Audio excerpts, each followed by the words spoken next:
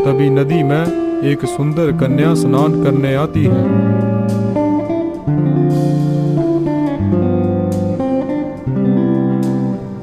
मेरा ध्यान टूटता है और मैं अनजाने में उसकी ओर देख लेता हूँ।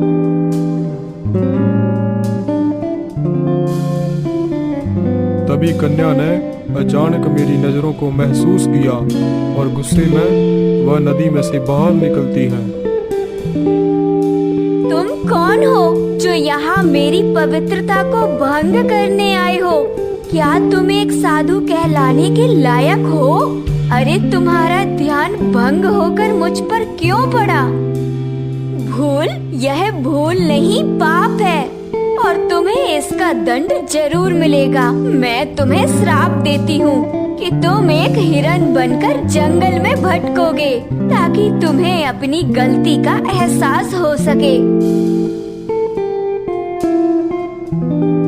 हे देवी, कृपया मुझे क्षमा करें। ये सचमुच अनजाने में हुआ है। मेरा ऐसा कोई उद्देश्य नहीं था। मुझे क्षमा करें। मुझे कोई मार्गदर्शन दीजिए कि मैं इस श्राप से मुक्त कैसे हो सकता हूँ। सुनो, तुम हिरन के रूप में बदल जाओगे, लेकिन तुम्हें इंसानी रूप में आने की अनुमति तभी होगी जब तुम अपनी साधना करोगे।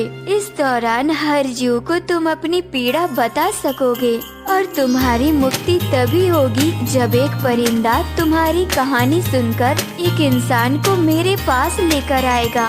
उस इंसान की सहायता से ही तुम इस श्राप से मुक्त हो सकते हो।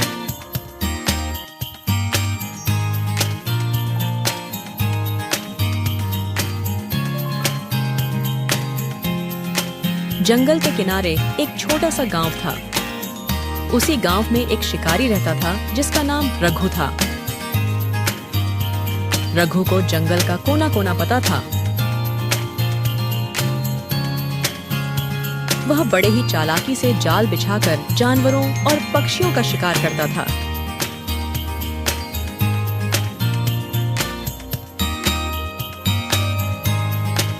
उसकी रोजी रोटी इन्हीं जंगली जानवरों के शिकार पर निर्भर थी। वो कोई और काम तो करता नहीं था। बस बहुत हो गया। हर रोज जंगल जाते हो, शिकार करते हो और मांस लेकर आते हो। क्या यही तुम्हारा काम है? अरे कभी कुछ और भी सोच लिया करो। निर्मला, मैं शिकार नहीं करूंगा तो हम खाएंगे क्या? तुम हमेशा शिकायत करती रहती हो और भला मैं क्या काम करूं? यही तो मेरा काम है। कोई काम खोजो। मासूम जीवों को मारना बंद करो। क्या तुम्हें कभी उनकी दर्द का एहसास नहीं होता? क्या निर्मला, तुम फिर आज लग गई।